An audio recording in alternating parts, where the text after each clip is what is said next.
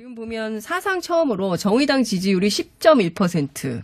어떻게 봐야 됩니까? 민주당은 또 좀 떨어졌네요. 네. 일단 정의당의 약진은 조금 계속 흐름이 좀 보였죠. 첫 번째 저는 그렇게 봅니다. 원내 교섭단체를 만든 것. 정의와 평화와 정의의 원내 모임. 이게 이제 당의 존재감을 키우는데 결정적 역할을 한 것 같고요. 지난 지방선거에서 광역비례 정당 투표율이 8.9% 아니었습니까? 네. 그래서 상당히 높은 수치를 기록했고, 최근에 이제 김종필 훈장 추서와 관련된 입장, 그리고 이제 개혁 입법연대를 하겠다는 열린 자세, 네. 그리고 자유한국당을 꺾고 제1야당이 되겠다. 이런 어떤 적절한 메시지, 이런 것들이 약간 민주당에서 실망했던 분들, 일부 진보층들을 흡수한 게 아닌가, 그렇게 보여집니다. 네. 배종찬 본부장도 그렇게 보세요? 네, 그렇습니다. 이 조사가 지난 25일, 27일 사흘 동안 전국 19세 이상 1,501명을 대상으로 해서 이 TBS의 의뢰를 받아서 리얼미터가 실시했던 유무선 전화 면접 자동응답 방식의 조사였고요. 표본 오차는 95% 신뢰 수준 플러스 마이너스 2.5%포인트, 응답률은 4.9%. 자세한 사항은 조사기관의 홈페이지에서 확인하실 수도 있고 중앙선거여론조사 심의위원회 홈페이지에서도 확인할 수 잘한다. 잘한다. 배종찬. 네네. 제가 해야 되는데, 훌륭하십니다. 고맙습니다. 거의 지금 월드컵 분위기가 됐는데 저는 이 정의당의 지지율은 옛날이요. 네? 바로 민주노동당의 지지율이 나타나고 있거든요. 일종의 기시감. 우리가 데자뷰 이런 이야기를 하는데 네. 세 가지 이유가 있는 것 같습니다. 하나는 진보 내의 분화. 진보구나? 진보가 정의당이거든요. 네. 진보 중도가 더불어민주당. 그러니까 자기 몫을 찾아가고 있는 정의당의 모습이고요. 진보 정책이 차별화되는 겁니다. 그러니까 누구의 지지가 더 올랐나 보면 사무직 블루칼라. 그리고 지금 보면은 노동계에서 약간 현 정부의 정책에 대해서 불만이 있거든요. 근데 보면 20대 또 30대는 건너뛰고요. 40대, 50대에서의 지지율이 나오는데 요즘 이런 게 유행입니다. 진보 오빠, 진보 누나. 네? 진보 오빠, 진보 누나, 예.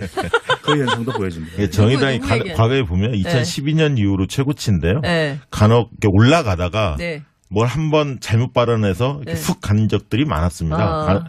올라갔다 그렇죠. 급전 직한 경우들이 좀 있는데 정의당이 좀 지지율을 상당히 높게 유지하는 것이 상당히 의미가 있죠. 네. 예. 저는 결국 하루아침에 생겨난 그런 지지율은 아니라고 보고 그동안 숨겨져 있던 말 그대로 저는 샤이샤이 진보. 샤이샤이 진보. 왜 그러냐면은 북구북구 진보. 예, 네. 북구북구 뿜뿜 진보. 근데 2004년 총선 때 보면 이 민주노동당이 13% 정당 득표를 합니다. 맞아요. 그랬어요. 네. 그때 네. 보면은 살림살이를 강조하거든요. 네, 지금도 맞아요. 보면은 그때 했던 게 무상 시리즈, 무상복지, 그렇습니다. 무상교육 뭐 이런 그렇습니다. 거. 저는 무상 이런 네. 것들이 침투돼 들어가고 있는 네. 그런 현상으로 보여집니다. 네. 근데 지금 딱히 진보 정책이라고 할 만한 것은 없잖아요. 근데 이런 게 정의당 발로 나온 진보 정책이 그거는 뭐가 이제 있어요? 예를 들면 최저임금 산입범위 그렇죠. 관련해서 이제 논란도 있었고요. 네. 그러면서 이제 블루칼라들이 정의당 지지가 높아졌죠. 네. 네. 근로시간 단축도 있었죠. 예, 지금 52시간. 다음 주부터죠, 네, 당장. 네. 예. 근데 이제 어쨌든 이런 이슈에 있어서 아주 분명한 자신의 입장을 피력한 것이 네. 국민의 마음을 움직였다. 이렇게 봐야 됩니까? 그러면 그 정도로 노동 문제라든가 경제 문제라든가 민생 현안에 대해서 우리 국민들이 아직은 많이 아파하고 있다. 이렇게 봐야겠네요? 네. 어쨌든 지금 최근에 이제 대통령 지지도하고 민주당 지지도가 좀 빠진 게 사실이니까요. 네. 그런 여러 가지 원인이 있겠지만, 일부 이제 지표가, 경제 지표가 안 좋다. 그러니까 저소득층의 소득 1분위의 소득이 좀 줄어들었고, 네. 어르신들의 일자리, 고용률이라든가 실업률 이런 부분에 대한 지표가 좀 안 좋다는 게 나왔는데 네. 사실 결정적 이유는 그런 겁니다. 뭐냐면 그런 어떤 지표들이 있는 가운데에서 발표된 가운데에서 사실은 청와대 경제 관련된 분야의 경제수석이나 일자리 수석이 교체가 됐거든요. 그거를 경질성 인사 네. 교체 이렇게 좀 받아들이지 않습니까? 그러다 보니까 좀 안 좋았는데 정말 문제가 있었구나 이렇게 이제 사람들이 받아들이기 시작한 겁니다. 그래서 저는 뭐 이 부분은 통과 의례라고 보여집니다. 그러니까 윤선행 의원님이 그 말씀하시니까 네. 저는 현 정부가 제일 주목해야 되는 것이 자영업이라고 보거든요. 자영업 비율이 직업군으로 조사를 해보면 꽤 많이 되는데 네. 저는 아프니까 청춘이다가 아니에요. 이제는 네. 아프니까 자영업이다. 이런 얘기가 나올 수밖에 없는 게 지금 직업군으로 그 코미디언을 하시는 게 어때요? 아닙니다. 이런 직업군으로 분석 말고. 진지합니다. 직업군으로 보면 3인방인데 화이트 칼라 네. 그다음에 이 자영업 그리고 네. 가정주부층으로 나타나거든요. 가장 아픈 곳이 지금 자영업입니다. 저는. 근데 제가 여쭙고 싶은 게 한국당 얘기인데요. 네. 지금 차라리 난리가 났어요, 당이. 차라리 당을 쪼개버리자. 예? 분당을 하자. 더 이상 같이 못 있겠다. 네. 이렇게 가고 있거든요. 탈당 얘기도 나오고 있고요. 별의별 네. 얘기가 다 나오고 있는데 한국당 어떻게 봐야 돼요? 그런데 딱히 갈 곳이 있나요? 저는 갈 곳이 없다고 보는데. 어디로 가? 갈 예, 데가 없다. 갈 데가 없잖아요. 네. 바른미래당으로 갑니까? 그렇다고? 예. 그렇다고 뭐 다시 당을 만든다? 네. 구심점도 없고 명분도 없죠. 그래서 결국은 진통은 겪고 이게 하루아침에 끝날 싸움이 다음 아닙니다. 주까지 비대위원장 뽑는다. 그러니까 오래 갈 싸움인데 네. 모든 예를 들면 무엇이 문제 있는지에 대해서 내부의 논의는 실종돼 있고 비대위원장만 좋은 사람 안 치면 뭔가 해결될 것처럼 네. 이렇게 가져가는데 과연 이게 총선이 거의 2년을 남았는데 2년 동안 23개월. 비대위 체제를 할 수 있나요? 불가능한 얘기들을 하고 있는 거죠. 네. 그러니까 결과적으로는 갈 데가 없다. 그럼 이대로 어떻게 되는 거예요? 이대로 지지고 볶는 거죠. 한국당 내부는 굉장히 길어질 수밖에 없습니다. 왜냐하면 해결책은 내부에서 나오지 않습니다. 밖에 외부에서 뭔가 보수 혁신을 주창하는 그룹들이 만들어지고 그런 원심력이 커질 때 해결책이 나오는 거지. 네. 한국당 내부만 들여다보면 답이 없다고 보여집니다. 보면 우리가 지나간 일을 돌아보면 해법이 나오는 경우들이 많거든요. 그래서 자유한국당의 위기 탈출 119는 뭐가 될 수 있는가. 근데 네. 지금 보면 우리가 정당이 기본으로 돌아가야 되는 이야기를 계속 하시거든요. 유권자분들이. 그런 이야기는 뭐냐면 당이 자꾸만 분당, 뭐 합당 이야기하는 당은 정정당당하면 되거든요. 네. 정정당당하게 기본으로 돌아가면 되는데 정정당당하지가 않다는 얘기예요. 그렇습니다. 근데 2004년에 아주 큰 위기가 있었거든요. 네. 그런데 그 당시 탄핵 역풍을 맞으면서도 113석이었나요? 네. 121석이었나요? 이렇게 그래도 선방을 하는 한나라당의 모습을 보여줄 때 이때 해결책이 아이유의 좋은 날 3단 고음화법이었거든요.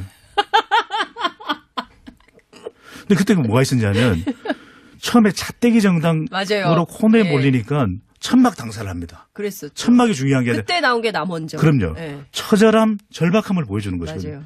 그다음 2단이 박근혜라는 인물이었죠. 예. 홍사덕과 치열한 접전을 펼쳤는데 당 대표가 됩니다. 근데 홍사덕 의원이 협조를 아주 잘해줍니다. 네. 그다음에 마지막이 27명 현역 의원들의 불출마. 저는 이게 지금 나와야 된다. 근데 지금 그럴 사람들이 없잖아요. 불출마 그러니까 이런 그때- 얘기는 그렇고 지금 당장 네. 그 국고보조금이 100억이나 있기 때문에 움직이기가 쉽지 않다. 임기도 그렇죠. 많이 남았다. 예. 그러니까 그때하고 약간 상황이 다를 수 있는데 그때 이제 선거 국면이었잖아요. 네. 그리고 이제 대선 때 패배 이후에 뭐 그런 부분은 있었지만 그 전에 계속 사실은 집권을 했었습니다. DJ 정권 때 뺏기는 이유. 근데 지금은 이제 본질적으로 좀 다르다고 보는 거죠. 네. 보수 이명박 박근혜 9년 동안의 폐해들이 너무나 많이 산적돼 있고 내부의 갈등이나 구심점도 없기 때문에 저는 굉장히 그 내부에서 뭔가의 문제점에 대해서 해결책을 모색을 해야지 그건 덮고 비대위원장 좋은 사람 하나 모셔와서 뭔가 해결될 것처럼 맞는 기구인 것처럼 비대위가 이렇게 비춰지게 만드는 게 문제라는 것. 예. 네. 제가 민주당 지금 전당대회 앞두고 지금 20명 얘기가 내부에서 보면 물밑 논의가 상당히 치열한가 봐요. 그거 좀 알고 계시죠? 네. 네. 그 얘기 좀 하세요. 어디에도 안 나오는 얘기. 어디에도 안 네, 오늘 나오는 마지막 날인데 특종 좀 주세요. 이제 뭐 예를 들면 전당대회 이제 8월 25일, 네. 8월 말 이렇게 예상이 돼 있는데요. 뭐 워낙 많은 사람들이 사실 거론되죠. 네. 근데 다 사실은 눈치를 보고 있습니다. 근데 컷오프 제도가 도입될 것 같아요. 과거에도 있었고요. 그 3명짜리. 네, 3명. 그렇기 때문에 단일화를 하기가 어려운 거예요. 각자 왜냐하면 460명 정도의 중앙위원들이 선출하기 때문에 누가 될지 사실 모릅니다. 그래서 이제 제일 초미의 관심은 김부겸 장관 출마할 거냐 말 거냐. 네. 이 문제 모아지고 있죠. 네. 왜냐하면 국민 지지도가 높고 네. 대의원들의 지지를 상당히 많이 받고 있습니다. 네. 권리당원은 친문 성향이 강합니다. 네. 친문 인사한테 강하지만 대의원들은 좀 그래서 그렇지는 않은 것 누가 같아요. 가장 유력하다고 보세요? 지금 현재는 김부겸 장관이 만약에 출마한다면 한 발 앞서 있는 거고 그 다음에 이제 뭐 최재성, 이해찬 뭐 예를 들면 네. 김진표, 뭐 송영기 이런 분들이 쫓아가는 형국이 네. 아닌가. 그런데 누가 나올지 이해찬 전 총리도 나오실지 안 나오실지 아직 확고하지는 않기 고심 때문에. 중이라고 했어요. 왜냐하면 전해철, 최재성, 뭐 김진표 이런 네. 분들이 다 나오신다고 한다면 예. 굳이 내가 나가야 돼라는 생각을 가질 수 있습니다. 이 나이에 내가 이런 추대되는 건가요? 약간 그런 느낌이 있어야 하거든요. 알겠습니다. 당신이 하십시오. 이런 어떤 모아지 않은데 당내에서 그런 부분들이 아직은 아니기 때문에 좀 지켜보는 것 같습니다. 정당 지지율 관점에서 보면 대통령 지지율이 매우 높거든요. 그리고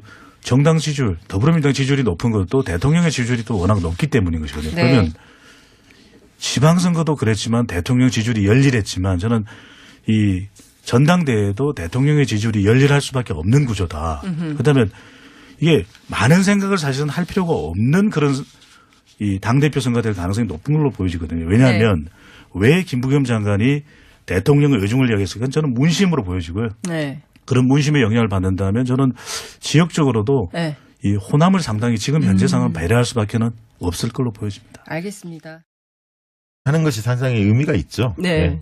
저는 이게 결국 뭐 하루아침에 생겨난 그런 지지율은 아니라고 보고 그동안 숨겨져 있던 말 그대로 저는 샤이샤이 진보. 샤이샤이 진보. 왜 그러냐면은 북구북구 진보. 예, 네. 부끄부끄 뿜뿜 진보. 근데 2004년 총선 때 보면 이 민주노동당이 13% 정당 득표를 합니다. 맞아요. 그랬어요. 네. 그때 네. 보면은 살림살이를 강조하거든요. 네, 지금도 맞아요. 보면은 그때 했던 게 무상 시리즈, 무상복지, 그렇습니다. 무상교육 뭐 이런 그렇습니다. 거. 저는 무상 이런 복지. 것들이 침투돼 들어가고 있는 네. 그런 현상으로 보여집니다. 네. 근데 지금 딱히 진보 정책이라고 할 만한 것은 없잖아요.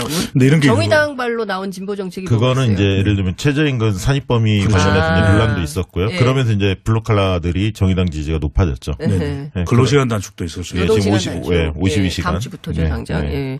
근데 이제 어쨌든 이런 이슈에 지금 보면 사상 처음으로 정의당 지지율이 10.1%. 어떻게 봐야 됩니까? 민주당은 또 좀 떨어졌네요. 네. 일단 정의당의 약진은 조금 계속 흐름이 좀 보였죠. 첫 번째 저는 그렇게 봅니다. 원내 교섭단체를 만든 것. 정의와 평화와 정의의 원내 모임. 이게 이제 당의 존재감을 키우는데 결정적 역할을 한 것 같고요. 지난 지방선거에서 광역비례 정당 투표율이 8.9% 아니었습니까? 네. 그래서 상당히 높은 수치를 기록했고 최근에 이제 김종필 훈장 추서와 관련된 입장 그리고 이제 개혁 입법연대를 하겠다는 열린 자세 네. 그리고 자유한국당을 꺾고 제1야당이 되겠다. 이런 어떤 적절한 메시지 이런 것들이 약간 민주당에서 실망했던 분들 일부 진보층들을 흡수한 게 아닌가 그렇게 보여집니다. 네. 배종찬 본부장도 진보가 정의당이거든요. 네. 진보 중도가 더불어민주당. 그러니까 자기 몫을 찾아가고 있는 정의당의 모습이고요. 진보 정책이 차별화되는 겁니다. 그러니까 누구의 지지가 더 올랐나 보면 사무직 블루칼라. 그리고 지금 보면은 노동계에서 약간 현 정부의 정책에 대해서 불만이 있거든요. 근데 보면 20대 또 30대는 건너뛰고요. 40대, 50대에서의 지지율이 나오는데 요즘 이런 게 유행입니다. 진보 오빠, 진보 누나. 네? 진보 오빠. 진보 오빠, 진보 누나. 예. 그 현상도 보여집니다. 예, 정의당이 누구 얘기야? 과거에 보면 2012년 이후로 최고치인데요. 네. 간혹 이렇게 올라가다가 네. 뭘 한번 잘못 발언해서 네. 훅 간 적들이 많았습니다. 아. 올라갔다 그렇죠. 급전직한 경우들이 좀 있는데 정의당이 좀 지지율을 상당히 높게 유지한. 해보세요. 네, 그렇습니다. 이 조사가 지난 25일, 27일 사흘 동안 전국 19세 이상 1,501명을 대상으로 해서 이 TBS의 의뢰를 받아서 리얼미터가 실시했던 유무선 전화 면접 자동응답 방식의 조사였고요. 표본 오차는 95% 신뢰 수준 플러스 마이너스 2.5%포인트, 응답률은 4.9%. 자세한 사항은 조사기관의 홈페이지에서 확인하실 수도 있고 중앙선거여론조사심의위원회 홈페이지에서도 확인할 수 잘한다. 잘한다. 배종찬. 네네. 제가 해야 되는데, 훌륭하십니다. 거의 고맙습니다. 지금 월드컵 분위기가 됐는데 저는 이 정의당의 지지율은 옛날이요. 에? 바로 민주노동당의 지지율이 나타나고 있거든요. 일종의 기시감. 우리가 데자뷰 이런 이야기를 하는데 네. 세 가지 이유가 있는 것 같습니다. 하나는 진보 내의 분화. 진보 분화 있어서 아주 분명한 자신의 입장을 피력한 것이 네. 국민의 마음을 움직였다. 이렇게 봐야 됩니까? 그러면 그 정도로 노동 문제라든가 경제 문제라든가 민생 현안에 대해서 우리 국민들이 아직은 많이 아파하고 있다. 이렇게 봐야겠네요. 네. 어쨌든 지금 최근에 이제 대통령 지지도하고 민주당 지지도가 좀 빠진 게 사실이니까요. 네. 그런 여러 가지 원인이 있겠지만 일부 이제 지표가 경제 지표가 안 좋다. 그러니까 저소득층의 소득 1분위의 소득이 좀 줄어들었고 네. 어르신들의 일자리 고용률이라든가 실업률 이런 부분에 대한 지표가 좀 안 좋다는 게 나왔는데 네. 사실 결정적 이유는 그런 겁니다. 뭐냐면 그런 어떤 지표들이 있는 가운데에서 발표된 가운데에서 사실은 청와대 경제 관련된 분야의 경제수석이나 일자리 수석이